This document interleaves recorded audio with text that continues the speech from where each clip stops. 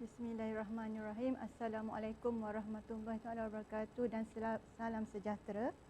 Bersyukur kita kehadrat Ilahi kerana dengan limpah kurnianya pada hari ini dapat kita bersama-sama pada pagi ini untuk memberi taklimat berkenaan garis panduan laporan nilaian prestasi tahunan LMPT 2021 Staf Akademik UNIZA yang telah diluluskan dalam mesyuarat jawatankuasa pengurusan universiti pada 27 April baru-baru ini.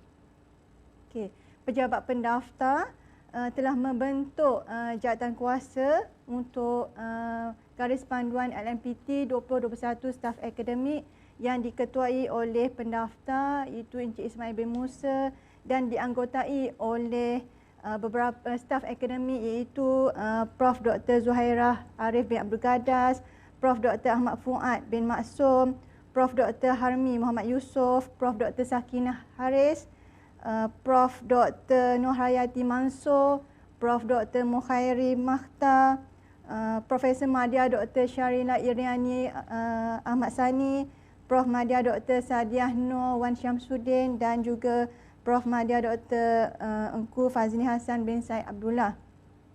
Jawatankuasa ini telah berbengkel berkali-kali untuk menyediakan garis panduan LMPT 2021 Staf Akademik. Okey, bersama-sama saya pada pagi ini iaitu wakil dua orang ahli jawatankuasa kita iaitu Prof Dr Zuhairah Arif bin Abdul Gadas dan juga Prof Madya Dr Engku Fazli Hassan bin Said Abdullah untuk memberi taklimat dan penerangan terperinci kepada semua staf akademik UNIZA berkenaan garis panduan LNPT 2021 staf akademik. Oleh itu, dengan hormatnya saya mempersilakan Prof Dr Zuhairah Arif bin Abdul Gadas untuk memulakan sesi taklimat kita pada pagi ini. Dipersilakan.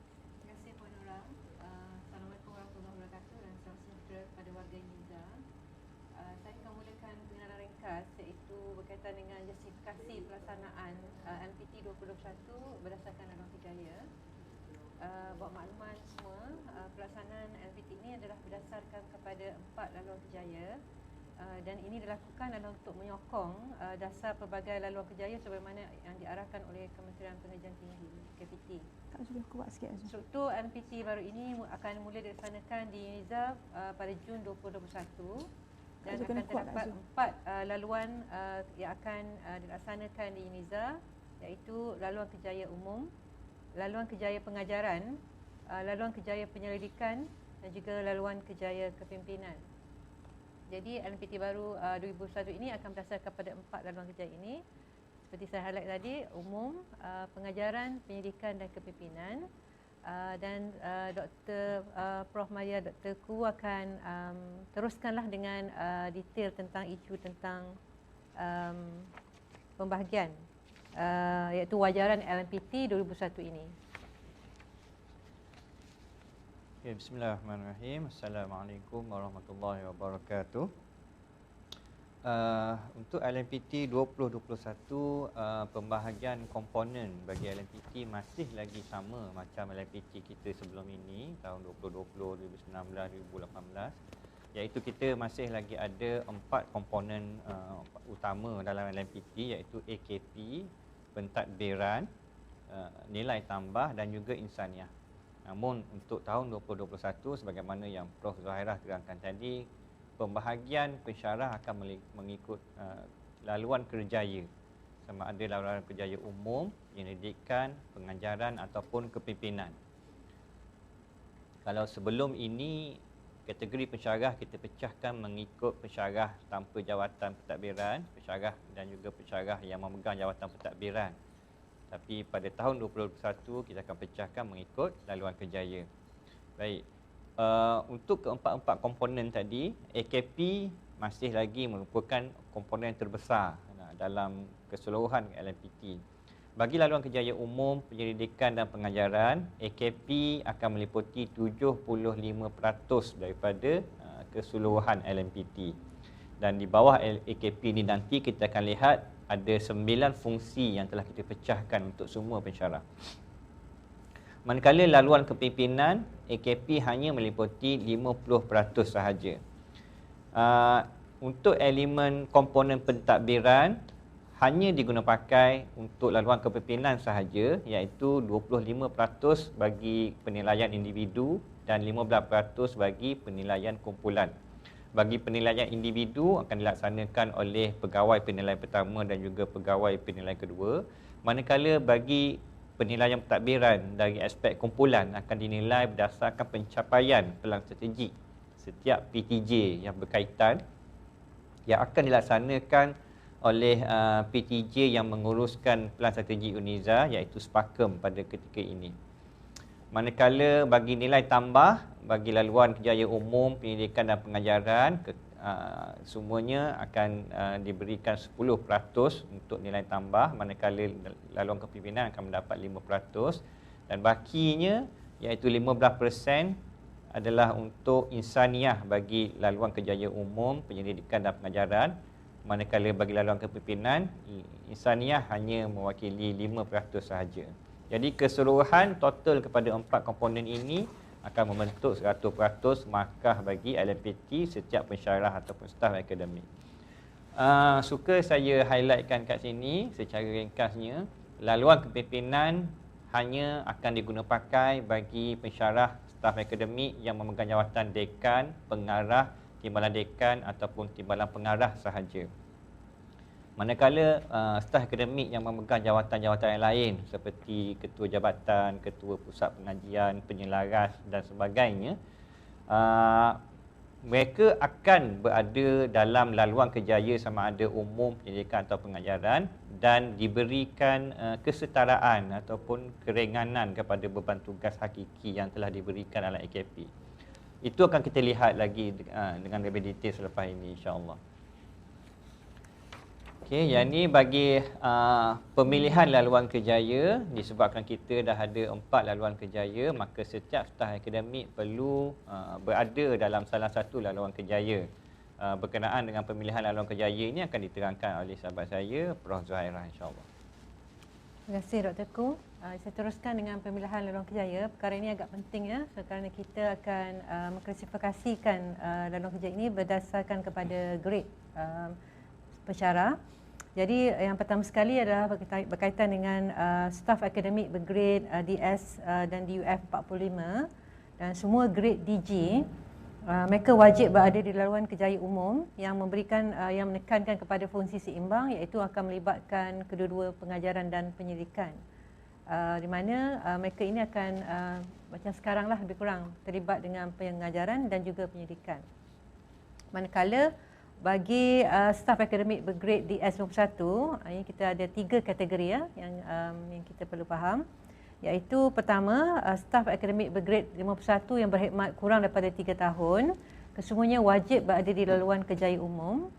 Manakala bagi staf akademik bergrade DS51 yang telah berkhidmat melebihi 3 tahun, boleh kekal di laluan kerjaya umum, tetapi juga boleh memilih laluan kerjaya pengajaran ataupun laluan kerjaya penyidikan. Manakala staf akademik bergrade 51 DS51 yang telah berkhidmat lebih 5 tahun, wajib berada sama ada dalam laluan kerjaya pengajaran atau laluan kerjaya penyelidikan. Justifikasi asasnya lah bagi DS51 yang kurang 3 tahun itu kerana mereka adalah dikira pensyarah baru, maka mereka juga perlu berada perlu dieksposkan ataupun dieksposkanlah kepada pengajaran dan penyelidikan secara am. Manakala 51 setelah 3 tahun dan hingga 5 tahun itu mereka telah mula diberikan pilihan untuk memilih sama ada berada laluan kerjaya pengajaran ataupun laluan kerjaya penyelidikan. Manakala staf akademik bagi staf akademik bergrade DS dan DUF 52, 53 dan 54 ataupun VK7, VK6 dan VK5, kesemuanya wajib berada sama ada di laluan kerjaya pengajaran atau laluan kerjaya penyelidikan. Maksudnya daripada 52 ke atas sehinggalah VK5, kesemuanya wajib berada dalam mana-mana laluan kerjaya. Dan seperti yang dinyatakan oleh Dr. Ku, staf akademik yang memegang jawatan dekan, timbalan dekan, pengarah, timbalan pengarah akan berada di laluan kerjaya kepimpinan secara automatik sepanjang mereka memegang jawatan pentadbiran tersebut. Maka mereka ni tak perlulah memilih laluan kerjaya kerana sejak automatik mereka akan berada dalam laluan kepimpinan. Kemudian kita pergi kepada isu penetapan laluan kerjaya. Keputusan ataupun tentang laluan kerjaya setiap staf akademik akan ditetapkan oleh KPTJ melalui Jawatankuasa Sumber Manusia PTJ, dan ini akan dilakukan mengikut kepada kecenderungan. Maksudnya pensyarah boleh memilih, PTJ akan bertanya dahululah kecenderungan pensyarah. Walau bagaimanapun keputusan ini akan ditetapkan oleh KPTJ dan juga dalam mesyuarat Jawatankuasa Sumber Manusia PTJ mengikut kepada kecenderungan, kepakaran dan juga keperluan pengajaran dan penyidikan di pusat tanggungjawab masing-masing. Secara ringkasnya, pensyarah boleh memilih menyatakan preference ataupun kecenderungan masing-masing sama ada laluan pengajaran ataupun penyidikan. Walau bagaimanapun, pemilihan ini akan ditetapkan oleh KPTJ iaitu melalui Jawatankuasa Sumber Manusia PTJ masing-masing. Itu proseslah penetapan tentang laluan kerjaya. Bagi pembahagian AKP, mengikut laluan itu kita tadi ada laluan kerjaya kan, pengajaran, penyidikan dan juga kepimpinan. Jadi saya serahkan kepada Dr. Khoo untuk detail out lah, untuk jelaskan dengan lebih lanjut tentang pembahagian AKP mengikut laluan kerjaya. Silakan Dr. Khoo. Okey, terima kasih Prof. Zul. Bagi pembahagian AKP, kita ada sedikit perbezaan berbanding dengan LMPT tahun sebelum ini. Iaitu kalau sebelum ini kita ada 7 fungsi, bagi LMPT 2021 mengikut laluan kerjaya kita ada 9 fungsi AKP keseluruhannya yang terdiri daripada jam pengajaran tahunan, sokongan pengajaran, sanjungan dan kepimpinan akademik, malim sarjana, penyelidikan, penerbitan artikel berindeks, lain-lain penerbitan, sumbangan kepada komuniti universiti dan juga perundingan ataupun kerja-kerja profesional. Jadi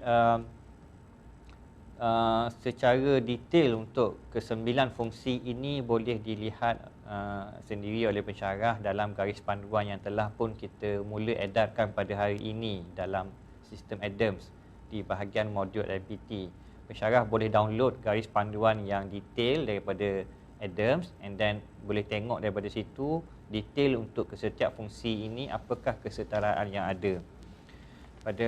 Pada pagi ini kita akan tunjuk sedikit berkenaan dengan pemarkahan ataupun pembahagian KPI bagi ke semua fungsi-fungsi, 9 fungsi mengikut laluan dan juga mengikut grade.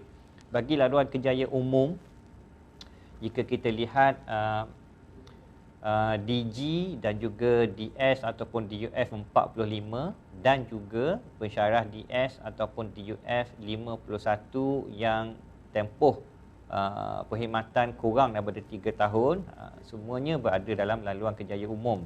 Bagi DG 41 boleh dilihat jam pengajaran tahunan adalah sebanyak 30 jam setahun.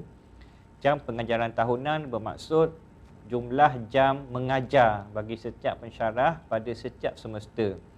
Kalau pensyarah itu terlibat dengan 3 semester contohnya untuk setiap tahun, jadi jumlah jam mengajar seminggu bagi ketiga-tiga semester itu boleh dicampurkan untuk mendapat jam pengajaran tahunan. Selepas ini saya akan tunjukkan secara lebih detail tentang formula pengiraan jam pengajaran tahunan. Bagi DG 41 juga perlu menghasilkan sokongan pengajaran 1 mata, lain-lain penerbitan 1 mata dan juga sumbangan kepada komuniti atau universiti 1 mata ataupun 1 markah. Okey. Jadi bagi DG 41 hanya ada 4 fungsi sahaja yang perlu dilaksanakan oleh staf akademik, iaitu jam pengajaran tahunan, sokongan pengajaran, lain-lain penerbitan dan juga sumbangan kepada komuniti universiti. Dan begitulah seterusnya untuk grade-grade yang lain. Bagi DS DUF 45, kalau kita lihat kat sini ada 6 fungsi yang terlibat, iaitu jam pengajaran tahunan sebanyak 18 jam mengajar setahun. ataupun kalau dia mengajar 2 semester lebih kurang 9 jam mengajar 1 semester, ataupun kalau kita nak ambil bundarkan dia lebih kurang 3 subjek jika kita kira satu subjek 3 jam, maka 3 subjek per semester. Pada masa yang sama, DS DUF 45 juga perlu menghasilkan sokongan pengajaran dan juga perlu mendapatkan sanjungan dan kepimpinan akademik masing-masing 1 markah. Geran penyelidikan juga perlu dihasilkan, perlu didapatkan oleh DS dan DUF 45 serta lain-lain penerbitan dan juga sumbangan kepada komuniti atau universiti. Begitu juga dengan DS DUF 51 lebih kurang sama dengan DS DUF 45. Bagi laluan kerjaya pengajaran, laluan kerjaya pengajaran akan melibatkan DS 51 yang tempoh perkhidmatannya melebihi 3 tahun dan juga DIF 52 ke atas sehinggalah kepada VK5. Okey. Dan pembahagian bagi setiap fungsi sebagaimana yang boleh dilihat daripada jadual ini. Jika kita semua perasan, dalam jadual ini ada ditandakan dengan bintang tu kan. Contohnya bagi laluan kerjaya pengajaran ni, jam pengajaran tahunan dan juga sokongan pengajaran ada ditandakan bintang tersebut. Itu maksudnya ini adalah fungsi wajib bagi laluan kerjaya pengajaran. Bagi laluan kerjaya umum, fungsi wajib adalah jam pengajaran tahunan dan juga lain-lain penerbitan. Jadi kita dalam AKP kesemuanya ada 9 fungsi, tapi mengikut laluan daripada 9 fungsi ini ada 2 fungsi yang wajib. Apa peranan fungsi wajib? Nanti kita akan terangkan seterusnya. Tapi kita kena faham bahawa setiap laluan ada fungsi wajib. Okey, contohnya untuk jam pengajaran tahunan bagi laluan pengajaran adalah 24 jam untuk kesemua grade. Ataupun 12 jam per semester jika satu tahun diambil 2 semester, so 12 jam. Ataupun dibundakan kepada lebih kurang 4 subjek ataupun kursus pada satu semester. Dan juga ada sokongan pengajaran, ada sanjungan kepimpinan akademik, ada geran penyelidikan, ada penerbitan artikel berindeks, ada sumbangan komuniti dan juga ada perundingan profesional. Manakala laluan kerjaya penyelidikan, jam pengajaran tahunan untuk semua grade dalam laluan kerjaya penyelidikan adalah 6 jam setahun ataupun 3 jam satu semester jika diambil 2 semester setahun ataupun 1 kursus ataupun subjek per semester bagi pensyarah staf akademik yang berada dalam laluan kerjaya penyelidikan. Mereka juga perlu ada sokongan pengajaran, sanjungan akademik, perlu ada geran penyelidikan, penerbitan artikel berindeks, sumbangan komuniti universiti dan juga perundingan profesional. Bagi pensyarah yang berada di laluan kerjaya penyelidikan, tumpuan diberikan kepada penerbitan artikel berindeks dan juga geran penyelidikan yang mana 2 fungsi ini merupakan fungsi wajib. Bagi geran penyelidikan kepada pensyarah yang berada di laluan kerjaya penyelidikan, mereka wajib mengetuai geran tersebut. Berbeza dengan laluan kerjaya pengajaran, staf akademik hanya perlu menjadi ahli kepada geran, tidak wajib mengetuai geran. Begitu juga dengan penerbitan artikel berindeks. Dalam KPI penerbitan artikel berindeks, hanya main author sahaja yang diambil kira.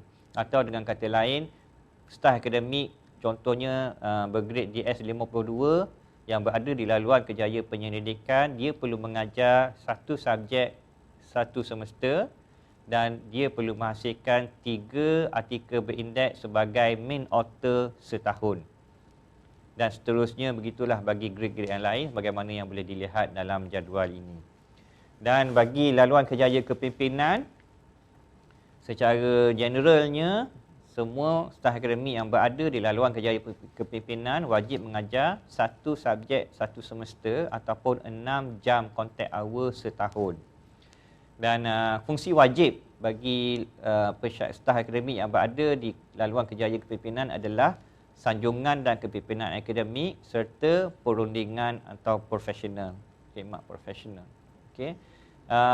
Bagi staf yang berada di laluan kerjaya kepimpinan, mereka juga diwajibkan untuk mengetuai geran penyelidikan, sekurang-kurangnya 1. Okey. ada perbezaan antara KPI penerbitan artikel berindeks dan juga lain-lain penerbitan. Bagi pensyarah staf akademik yang diberikan KPI penerbitan artikel berindeks, mereka wajib menghasilkan penerbitan sebagai main author. Dia perlu jadi owner kepada penerbitan tersebut, artikel jurnal tersebut. Tapi bagi pensyarah staf akademik yang mendapat KPI lain-lain penerbitan, co-author ataupun penulis bersama juga diambil kira di dalam kesetaraan. So ada sedikit keringanan di situ. Ini kita dapat lihat dalam laluan kerjaya umum. KPI yang diberikan kebanyakannya adalah lain-lain penerbitan yang mana walaupun menjadi co-author juga diambil kira. Tapi bagi laluan kerjaya pengajaran dan juga penyelidikan serta kepimpinan untuk DS53 ke atas, hanya main author sahaja yang diambil kira. Tapi kalau berada di laluan kerjaya kepimpinan bergrade 51 atau 52, co-author juga diambil kira kerana ianya mereka diberikan KPI lain-lain penerbitan. Okay. Untuk pengiraan AKP pengajaran yang saya terangkan tadi, formula pada tahun 2021 ini lebih mudah berbanding dengan formula sebelum ini. Jam pengajaran tahunan diambil berdasarkan data yang ada pada U-Time. Data yang ada pada U-Time adalah jadual bagi setiap semester pada tahun yang dinilai.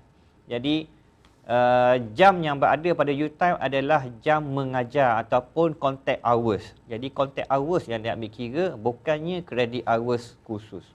Tapi kita melihat kepada contact hours. Berapa jam seminggu pensyarah perlu bersemuka dengan pelajar. Itu adalah jam pengajaran yang diambil kira dalam LMPT tahun 2021. Namun ianya juga bergantung kepada peratus pengajaran. Peratus pengajaran bermaksud bagi subjek yang co-teaching. Jika subjek co-teaching 2 pensyarah, maka peratus pengajaran bagi seorang pensyarah adalah 50%. Jika dia co-teaching 4 orang pensyarah, maka seorang pensyarah peratus pengajarannya adalah 25%. So dia akan dibahagikan dengan berapa jumlah pensyarah yang mengajar pada satu semester. Okay. Jika ingin dilihat pengiraan secara lebih detail, boleh lihat pada guideline yang boleh download daripada Adam tadi. Dalam tu kita ada letakkan contoh pengiraan bagi seorang pensyarah. Dekat situ boleh lihat macam mana kalau dia ada co-teaching dan tak ada co-teaching, macam bagaimana pengiraan itu dibuat. So boleh lihat pada garis panduan yang lebih detail, insya-Allah. Okey, bagi penetapan AKP tahunan, insya-Allah Prof Zahirah akan terangkan dengan lebih lanjut. Terima kasih Dr. Ko. Bagi penetapan AKP, tengoklah gerak kerja di peringkat PTJ. Setiap staf akademik perlu membuat penetapan AKP bersama pegawai penilai pertama pada bulan Januari setiap tahun. Perbincangan perlu dijalankan di peringkat fakulti dan penetapan itu perlu diadakan setiap pada bulan Januari setiap tahun. Kemudian penilaian semula kita boleh semak balik tentang AKP akan dilaksanakan oleh pegawai penilai pertama bersama staf akademik pada bulan Julai setiap tahun. So kita akan review setiap Julai, kita akan review balik tentang pelaksanaan AKP setiap PTJ dilakukan oleh PPP.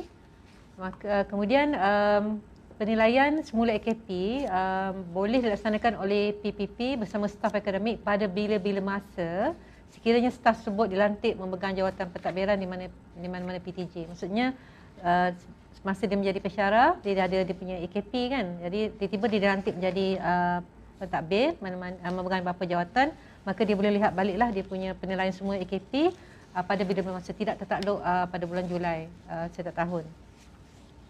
Dan juga penetapan ini adalah kita benarkan, kita panggil trade off lah ya, iaitu pihak fakulti dengan persetujuan staf akademik dibenarkan untuk menggantikan AKP jam pengajaran dengan penerbitan artikel jurnal berindeks atau sebaliknya. Dan nilai gantian dibenarkan adalah 3 jam pengajaran bersama dengan 1 artikel jurnal berindeks. Sebagai contoh, pensyarah di jaluran pengajaran, mereka contohnya perlu mengajar sebanyak 30 jam. Jadi kerana mereka perlu juga publish 1 artikel contohnya. Jadi jika mereka mengajar lebih daripada 30 jam, mereka contohnya mereka mengajar 33 jam, maka 3 jam lebih itu boleh dikira satu artikel Journal Index. Maka seakan-akan dia telah publish satu artikel lah. Sama juga dengan jaluran penyelidikan. Jika mereka contohnya sepatutnya menerbitkan 3 artikel Journal Index, tapi mereka mengajar lebih daripada 6 jam pengajaran, maka mereka boleh turn off lebihan jam pengajar itu untuk mengganti artikel Journal Index. Tetapi ini seperti dinyatakan adalah perlu dipersetujui di peringkat fakulti dan juga oleh staf akademik tersebutlah. Ini dan kemudian kita juga ada syarat untuk gantian AKP ini perlu dilaksanakan dengan persetujuan oleh PPP dan juga staf akademik ketika penetapan atau penilaian semula AKP, dan tiada had maksimum sebenarnya bagi pertukaran nilai gantian, tetapi setiap staf harus takluk kepada minimum 6 jam pengajaran setahun bagi semua laluan, dan juga minimum 1 penerbitan artikel Journal Index atau setara bagi laluan penyelidikan. Maksudnya kalau kita nak trade off pun boleh, cuma minimum 6 jam tu kena fulfill lah untuk setiap laluan, manakala untuk laluan penyelidikan minimum 1 penerbitan artikel itu wajib. Jadi dia tak boleh trade off lebih daripada satu lah. Lebih daripada 1 tu kena wajib ada. Maksudnya kalau dia 3, 2 boleh trade off, 1 tu masih wajib publish, dilaksanakan. Mungkin saya boleh tambah sikit yang ni, Prof. Zul. Ya. Kalau trade off ini adalah satu item yang kita baru perkenalkan pada LMPT 2021 ni untuk meringankan beban pensyarah lah. Namun trade off ini perlu ditetapkan pada awal tahun. Macam kita tetapkan tadi pada Januari bersama dengan PPP. Contohnya bagi pensyarah DS52 yang berada di laluan penyelidikan, macam Prof Zul sebut tadi, dia wajib mengajar 6 jam dan juga wajib publish paper 3. Tapi sekiranya pensyarah tersebut diperlukan oleh fakulti untuk mengajar lebih daripada 6 jam pada tahun tersebut atas reason ada kepakaran kursus yang diperlukan. Jadi dia mungkin perlu mengajar 9 jam, 3 jam melebihi 6 jam yang diperlukan. Maka 3 jam yang lebih tu dia boleh trade offkan dengan 1 paper. Maka pada tahun itu AKP-nya adalah 9 jam mengajar dan 2 paper sebagai main author. So itu maksud trade off. Tapi perlu ditetapkan pada awal tahun. Dia perlu ada perancangan. Tak boleh bila akhir tahun pensyarah rasa macam tak cukup paper nak publish and then dia nak ganti dengan subjek. Tak boleh. Dia kena plan daripada awal, well planned, dan plan itu mestilah mendapat persetujuan daripada PPP pada awal tahun, dan juga boleh direview pada bulan Julai pertengahan tahun, ataupun boleh direview apabila pensyarah tersebut mendapat jawatan, sama ada timbalan dekan, timbalan pengarah dan ke atas. So bila dia mendapat jawatan, mungkin perancangan dia pun dah berubah, so dia boleh buat balik setting balik untuk trade off tadi. So betul. So itu pemahaman tu pentinglah ya di peringkat PTJ. Juga kita nak highlight perkara penting ni berkaitan dengan pemakahan lah, iaitu penetapan markah LMPT. Ini juga perkara yang agak penting, perlu dipahami oleh semua pensyarah. Seperti yang kita maklum adalah AKP yang ditetapkan merupakan sebenarnya tanggungjawab minimum, ya, bukannya yang maksimum lah ataupun yang average, minimum yang kita perlu laksanakan sebagai staf akademik. Dan bagi memastikan AKP minimum ini wajib dicapai, satu ketetapan telah dibuat oleh universiti, iaitu bagi mana-mana staf akademik yang tidak memenuhi AKP minimum, maka maksimum LMPT yang boleh diberikan hanyalah 84% sahaja.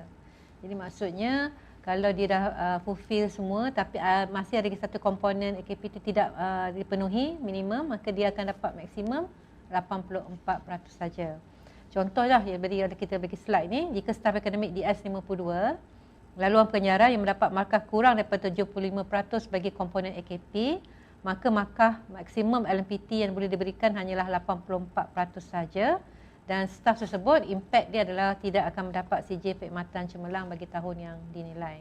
Jadi diminta semua pensyarah maklum tentang minimum AKP bagi setiap laluan supaya at least semua dapat memenuhi minimum AKP dan dapat makan lebih daripada 84 lah.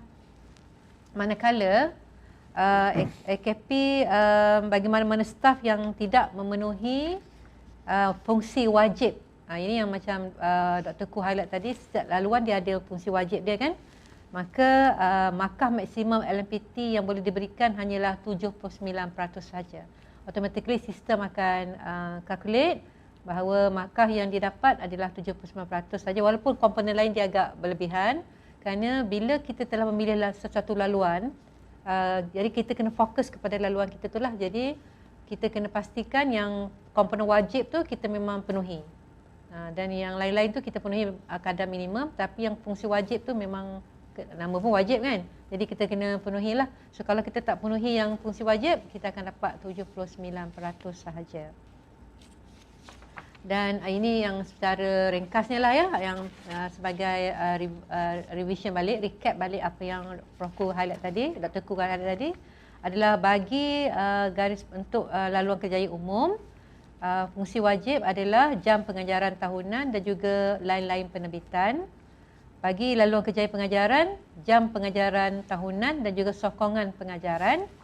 Bagi laluan kerjaya pendidikan, geran penyelidikan dan penerbitan artikel berindeks. Dan juga bagi laluan kerjaya kepimpinan, sanjungan dan kepimpinan akademik dan juga perundingan profesional. Ini komponen wajib lah.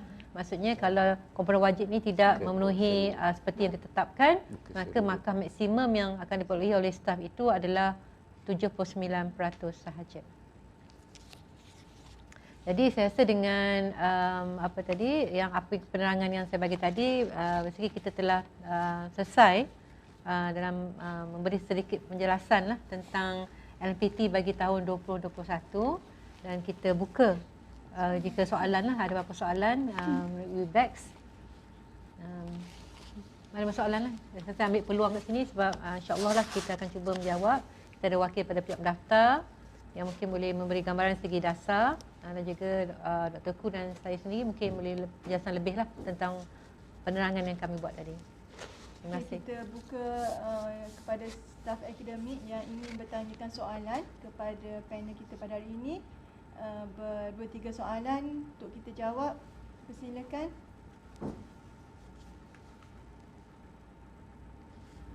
Satu admin host.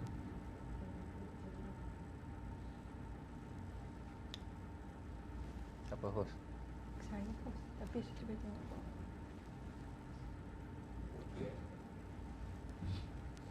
Ada soalan ni?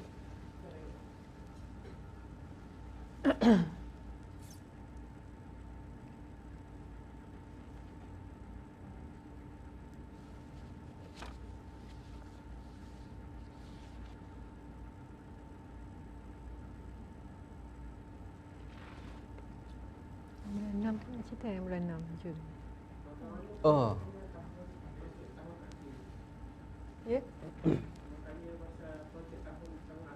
FYP. Okey.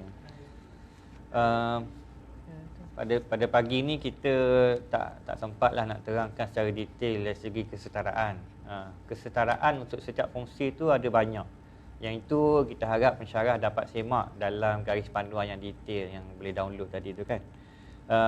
Jika nak jawab soalan berkenaan dengan penyeliaan FYP, memang ada. Itu dikira sebagai kesetaraan dalam sokongan pengajaran. So boleh tengok dekat bahagian belakang, bahagian last sekali tu, kesetaraan tu. Untuk setiap fungsi ada banyak kesetaraan dekat situ. InsyaAllah kita dah cuba cover ke semua aktiviti yang dilaksanakan oleh pensyarah dalam semua kesetaraan. Namun ada juga kesetaraan yang kita tidak ambil kira dalam LMPT, yang mana yang kita anggap pencapaian-pencapaian yang cemerlang yang dilaksanakan oleh pensyarah itu, kita mungkin ada yang tidak diambil kira dalam LMPT tapi diambil kira dalam kriteria kenaikan pangkat nanti. Jadi tidak semua daily work yang kita buat diambil kira dalam LMPT, tapi bukanlah sia-sia maknanya. Ada yang kita simpan sikit untuk kegunaan untuk kenaikan pangkat. Begitulah lebih kurang. Tapi kalau penyeliaan FYP, penyeliaan undergrad, postgrad, semuanya ada dalam sokongan pengajaran. Boleh lihat dalam kesetaraan tersebut. Kita ingat tu kamu. Jadi saya rasa agak penting ya untuk semua pensyarah membuat rujukan kepada kesetaraan, sebab di situ dia akan detail out lah apa dia apa aktiviti yang kita lakukan dan berapa pemakahan yang diberi bagi setiap aktiviti-aktiviti yang kita lakukan lah. Satu benda kita lupa mungkin nak highlight Prof Zul. Tadi Prof Zul dah sebut kita akan laksanakan AKP LMPT 21 ni mengikut laluan ni pada Jun tahun ini. So bulan depan lah tu kan, sebulan lagi. So by Jun kita akan mulakan LMPT berdasarkan laluan kerjaya. Dan untuk tahun 2021 kita semua pun sedia maklum kita sekarang dah berada dalam bulan Mei. Sekarang baru kita reveal kita punya LMPT untuk 2021. Dan alhamdulillah kita pun dah dapat persetujuan daripada Jawatankuasa Pengurusan Universiti JKPU yang mana untuk tahun 2021 LMPT hanya akan diambil kira bermula bulan Jun 2021 sehingga ke Disember. Jadi hanya 6 bulan sahaja yang akan diambil kira untuk tahun 2021. In other words, kalau tengok jadual pembahagian AKP yang kami tunjukkan tadi, bahagi 2, maka itulah KPI untuk tahun 2021. Contohnya, bagi pensyarah DS52 yang mengambil laluan penyelidikan, dia perlu mengajar 6 jam dan juga perlu menerbitkan 3 artikel penerbitan. Maka dibahagikan kepada 2 iaitu 3 jam mengajar dan juga 1.5 penerbitan. So dibahagi 2. Ya, dan juga, tapi kita nak highlight juga ya apa yang kita dah buat antara bulan Januari hingga bulan 5 ni masih bernilai. Maksudnya, masih bernilai. Contohnya kita dah publish bulan 3 baru ni kan kita dah dapat publication, maka data yang kita publish tu akan dikira lah sebagai LMPT kita. Bukanlah bermaksud bulan 6 baru start everything, tak. Maksudnya cuma pengajaran lah. Betul ke kan? Maksudnya kita bagi 2. Contohnya yang kita dah mengajar semester ni, contohnya tidak diambil kira. Tapi kita sebab basically untuk memudahkan pengiraan sistem dan memberi keadilan kepada semua pihak lah. Sebab kita dah dimaklumkan dan kita baru mulalah merancang dan seterusnya melaksanakan LMPT baru. Tetapi dari segi yang komponen-komponen lain, contohnya penyelidikan, geran, penerbitan, penyeliaan, semualah. Saya rasa yang impact yang affected directly adalah pengajaran je lah. Yang lain semua komponen lain tu boleh dikumpul dan dikira. Jadi apa yang kita upload dalam ADAM tu akan dikira lah, valid lah. So jangan risau tentang apa yang kita dah buat ni yang waste ke tak. Cuma yang pengajaran saja sebab kita nak pastikan bahawa yang komponen pengajaran tu kita akan kira bermulai pada bulan 6 ni. Jadi peringkat PTJ saya dimaklumkan oleh pihak pendaftar akan perlu submit nama-nama pensyarah mengikut jaluran, pemilihan jaluran, penetapan jaluran. Seperti saya kata tadi, perlu dibuat oleh KPTJ melalui jawatankuasa semua manusia PTJ. Selepas raya. Dan insya-Allah paling lewat selepas raya lah, sebab bulan 6 ni kita dah nak laksanakan. Lagi cepat lagi bagus sebab kita boleh susun lah, kita akan lihat sama ada, sebab kita akan lihat jugalah dari segi peringkat jawatankuasa universiti tentang rasionalisasi itulah. Banyak kita tengok kenapa fakulti ni macam tak seimbang aja kan. Jadi kita akan mungkin akan kontak balik KPTJ untuk berbincang semula lah. Takut nanti dia akan mengganggu pentadbiran dan pengurusan PTJ masing-masing lah. Jadi mohon KPTJ faham tentang fungsi dan pentingnya penetapan itu dibuat di peringkat PTJ. Dan ia perlulah menepati keperluan PTJ itu sendiri. So despite apa yang kita ada, contohnya ramai yang ambil pengajaran, kita punya KPI untuk penyelidikan pun yang ditetapkan oleh KRIM pun kita kena penuh juga. Jadi kita kena pandai-pandai lah pastikan bahawa dalam kita membenarkan pensyarah kita memilih pengajaran, masih lagi perlu menghasilkan penerbitan, penyidikan, yang komponen-komponen lain yang ditetapkan oleh KRIM bagi memastikan kita seimbang lah dan dapat mencapai lah target universiti untuk mencapai 5 bintang insya-Allah tahun ni. Insya-Allah. Insya-Allah. Dan kita rasa dan kita melihat kalau melalui simulasi yang kita buat di peringkat jawatankuasa, jika perancangan dibuat dengan tepat dan betul dan menepati semua KPI-KPI telah tetapkan, insya-Allah lah kita akan capai apa yang ditarget oleh UNIZA dalam semua bentuk pengajaran, penyidikan, semua komponen yang kita tetapkan lah dalam peran strategik kita, insya-Allah.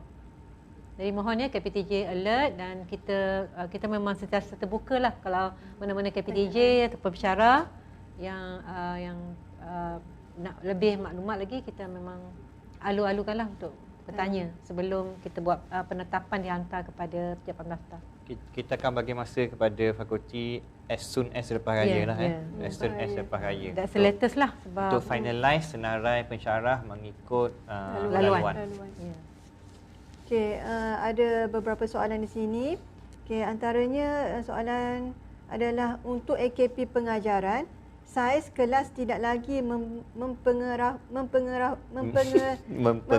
mempengaruhi AKP, markah AKP. Yang tu Prof Zul nak jawab tu. Okey. Terima kasih kerana bertanya soalan tersebut lah.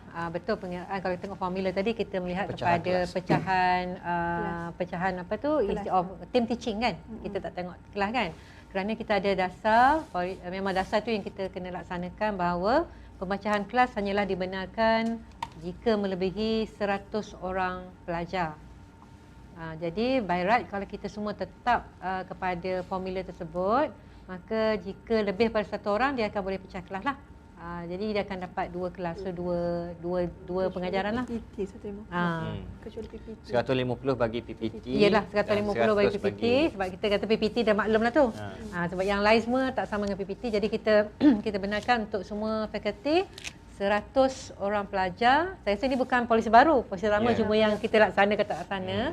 So tahun ini kita akan lihatlah bila Jawatankuasa KP akan melihat bila submission dibuat oleh PDJ tentang apa tu, kita berdasarkan U-time sekarang ni, kita melihat pada U-time.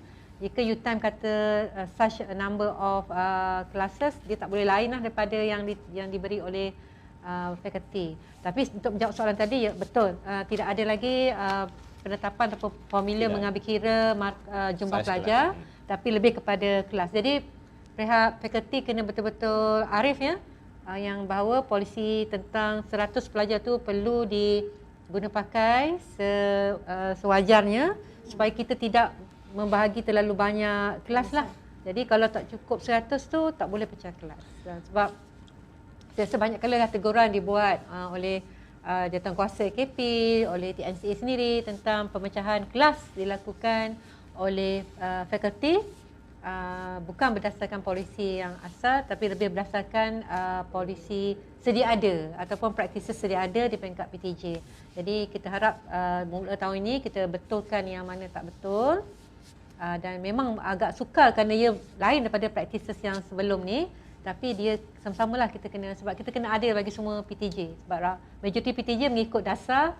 Jika ada PTJ tak ikut dasar tu atas sebab mereka atas keperluan bukan keperluan, dia atas praktis yang sedia ada, maka itu tak betul lah.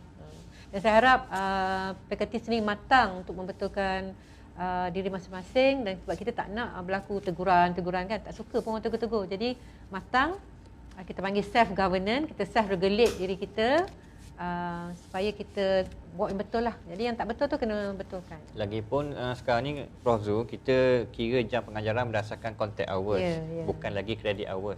Kalau credit hours, credit hours sama, tapi ada orang credit hour 3 tapi pelajar dia ramai, terpaksa pecah kelas, so kita kena ambil kira saiz kelas. Tapi bila kita ambil kira dalam formula ni contact hour, bila kelas tu besar, kita assume bila kelas besar dia dah buat pecahan kelas. So jadual contact hour memang dah pecah mengikut grup-grup. Jadi bila ambil contact hours ni, kita assume saiz kelas sudah pun dicerminkan dalam jam mengajar dalam masa seminggu tu. Kita insya-Allah lah, kita ada Jawatankuasa KP ni, kita akan buat pemantauan berkala. Tapi saya mohonlah, sebab jika semua fakulti matang dan juga self-regulate, jadi tak perlulah Jawatankuasa KP pengajaran buat teguran kan. Dan sebab Jawatankuasa KP pengajaran kita akan report kepada TNCA lah. Jadi saya haraplah, saya rasa semua fakulti matang sebenarnya dan dia tahu kat mana kesilapan mereka. So betulkan kali ni, sebab kita dah start dah laluan kerjaya ni. Jadi kita nak supaya adil kepada semua orang. Mereka yang berada dalam pengajaran memang adil. Itulah mereka, pilihan mereka dan mereka mengajar dan berinovasi pengajaran. Jadi itulah yang penting. Ada soalan lain? Untuk soalan seterusnya, untuk laluan penyelidikan, berapa nilai geran minimum? Contoh geran bernilai 20,000, adakah dikira? Dr. Ku kena tengok kesetaraan. Saya pun dah ingat tengok. Okey, untuk geran penyelidikan bagi LMPT 2021, kita hanya mengambil kira bilangan geran. Kita tidak mengambil kira nilai geran. Maka walaupun dia dapat satu geran yang bernilai 5,000 banding dengan orang yang dapat geran 100,000, tetap nilainya 1 geran.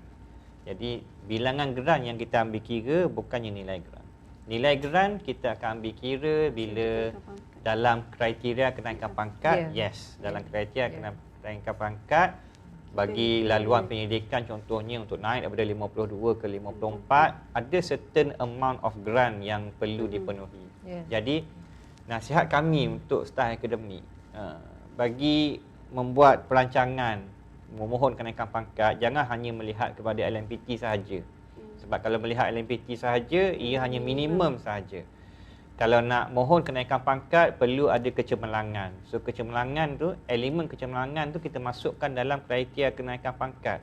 So mohon untuk baca bersama, baca LMPT dan baca kriteria kenaikan pangkat supaya kita tahu nak buat perancangan yang baik untuk diri kita sendiri.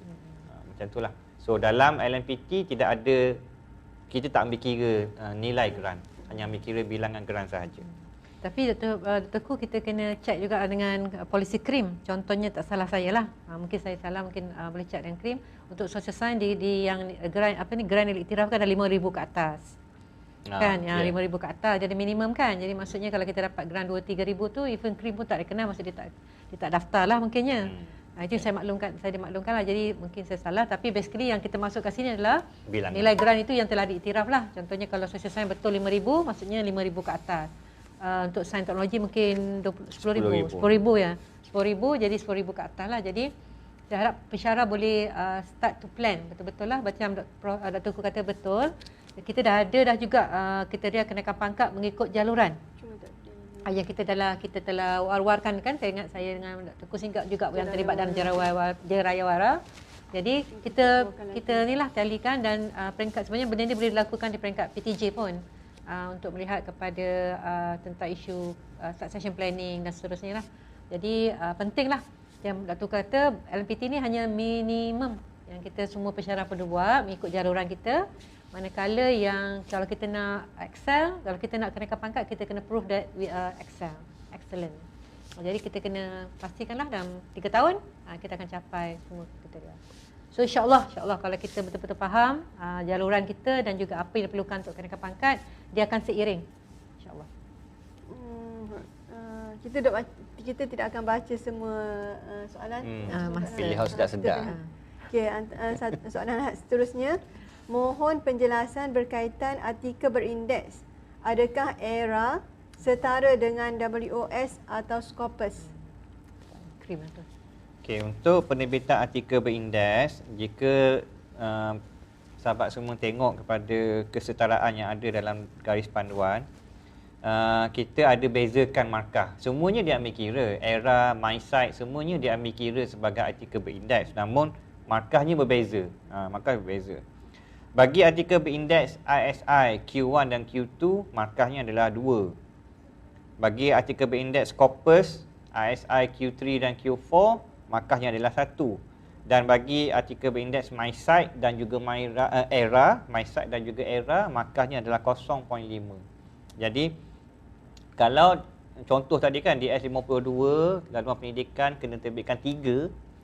Kalau diterbitkan MySite, maka kena buat 6 lah. Sebab satu MySite bernilai 0.5.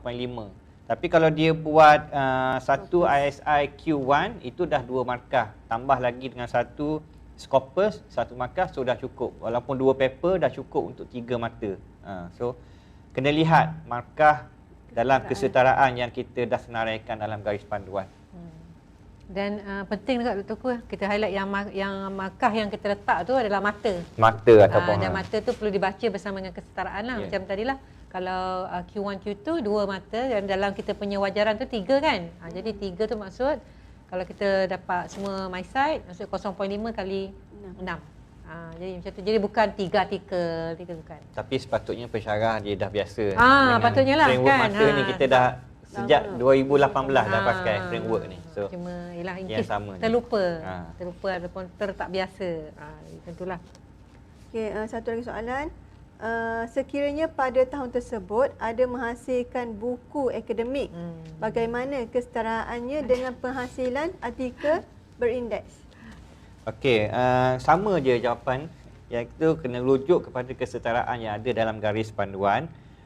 Kesetaraan bagi penerbitan artikel berindeks bukan hanya artikel berindeks saja sebenarnya, tapi tajuk tu penerbitan artikel berindeks, sebab itu adalah kita panggil ibu lah kepada output penyelidikan kan.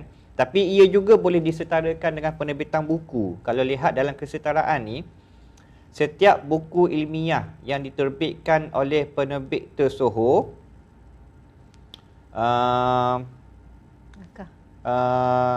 berindeks Scopus ataupun WOS 8 mata dia.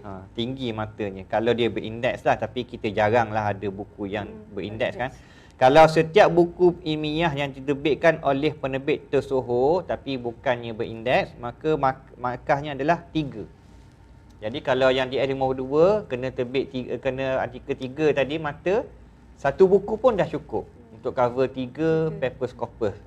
Jadi kesetaraan dia tu satu buku 3 paper Scopus ataupun Q3 dan Q4. So kena lihatlah, kena rujuk kepada markah kesetaraan yang ada dalam garis panduan. Tapi doktorku sebagai kata orang tua lah kan, saya cuma nak remind lah, sebab walaupun kita tak setuju nak berindeks, untuk kenaikan pangkat dia ada komponen kedua-dua ya. Kita perlu dua-dua. Sebabnya untuk minimum ni kita boleh pilih kan. Untuk LPT kita boleh pilih artikel atau buku.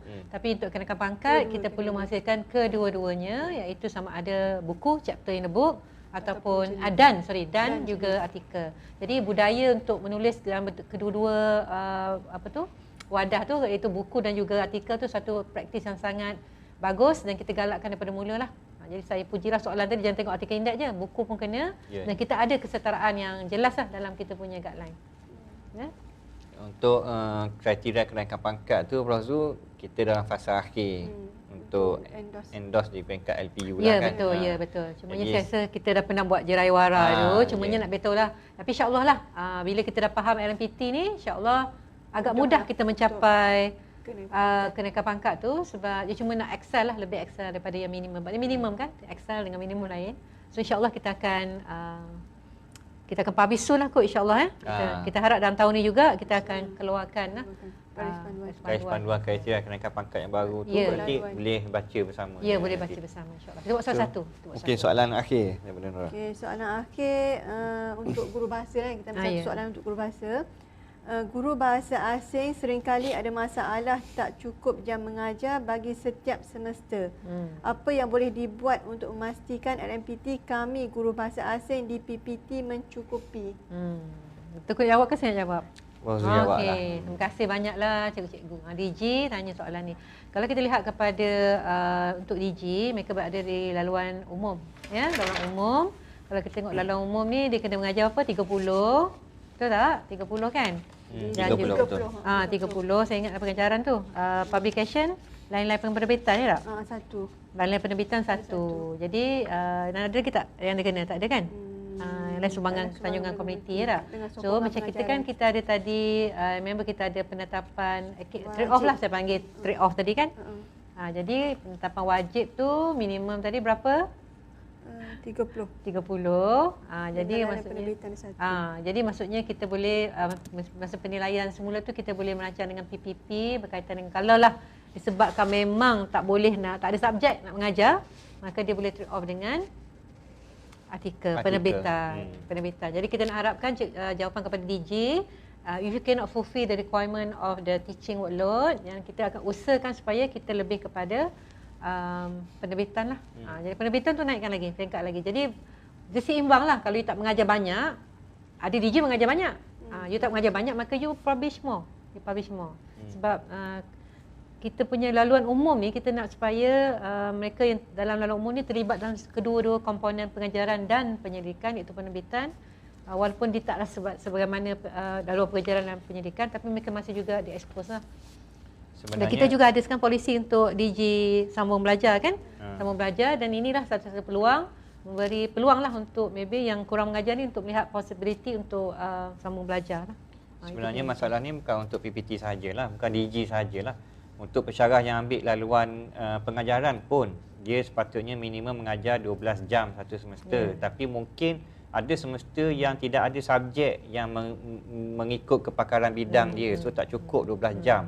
Mungkin fakulti hanya bagi kat dia 9 jam sahaja, so kurang 3 jam. So samalah, dia kena trade off dengan penerbitan. So digantikan dengan satu penerbitan artikel berindeks sebagai main author untuk menggantikan satu subjek yang dikurangkan pada tahun tersebut. Tapi benda tu perlu ditetapkan pada awal tahun, tak boleh kat tengah, tak boleh. So PPT tadi, DG tadi, kalau dia dah aware, ada perancangan, tengok tahun ni macam tak cukup paper nak mengajar, so starting Januari dah kena plan, okey, gantikan dengan berapa paper penerbitan. Itulah, macam itulah. Dan ini membantu saya rasa KPP lah. Saya rasa kalau ada perkara yang saya terlibat dengan KP pengajaran kan, jawatankuasa KP pengajaran, dia kata bukan nak pecah kelas sangat, sebab KP kau tak pecah kelas tak cukup workload, pensyarah marah kan. Jadi di situlah yang mainkan peranan. Dia katakan kalau memang tidak ada khusus yang nak dibagi kepada pensyarah pada masa semester itu ataupun pada tahun itu, maka di sinilah kita bertolak ansur, you publish more for the faculty. Sebab kita boleh trade off tadilah. Cuma yang kita tekankan cuma tak boleh kurang daripada 6 jam, iaitu minimum untuk pengajaran bagi semua laluan. Sebab 6 jam tu basically satu subjek satu semester lah. Kan? Jadi in a way cakap, kalau yang tak boleh, yang tak mengajar tu kena buat publication. Dan publication besar, saya rasa kalau kita tengok pada guideline tu macam-macam. Kita boleh cubalah buku, chapter book, artikel, polisi paper, banyak. Dan kita rasa di sinilah kot boleh membantu fakulti dan juga UNIZA untuk lebih banyakkan lagi penyelidikan dan juga penerbitan. InsyaAllah. Dah kot. Mungkin satu last kita lupa highlight. Bagi pensyarah yang memegang jawatan KPP, contohnya KPP dia mengambil laluan pengajaran, dia pensyarah yang mengambil laluan pengajaran, pada masa yang sama dia diberi jawatan KPP, dia tak boleh mengambil laluan kerjaya kepimpinan, kerana kepimpinan hanya untuk timbalan dan ke atas. Jadi bagi pengajaran, kalau dilihat dirujuk kepada garis panduan ni, kita ada highlightkan untuk pensyarah laluan pengajaran yang memegang jawatan KPP, dia akan diberi kesetaraan 12 jam mengajar. Jadi kalau tadi dia duduk di dalam pengajaran sebagai DS52, dia kena mengajar 24 jam setahun. Jadi di-wavekan 12 sebagai KPP, maka pada tahun tersebut dia hanya perlu ajar 12 jam sahaja, ataupun 6 jam satu semester, ataupun 2 subjek.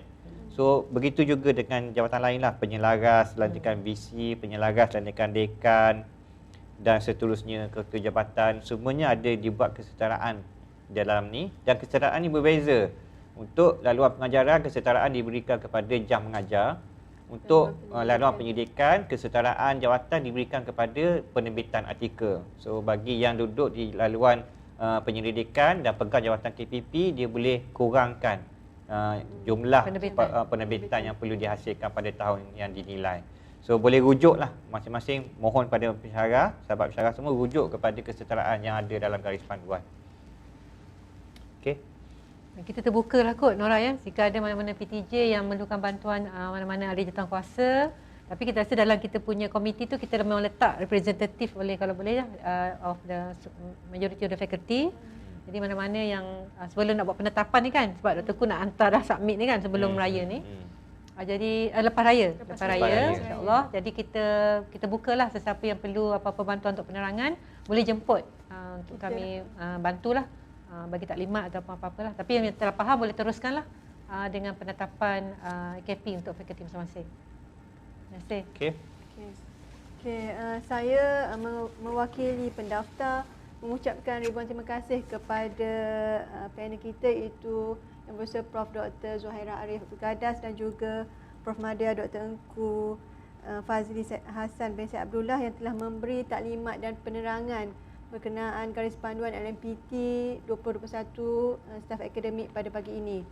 Saya juga berharap semua staf akademik dapat menerima garis panduan LMPT 2021 ini dan dapat memenuhi kesemua fungsi yang telah ditetapkan. Saya rasa setakat itu saja untuk hari ini. Okey, sekian, terima kasih. Okey.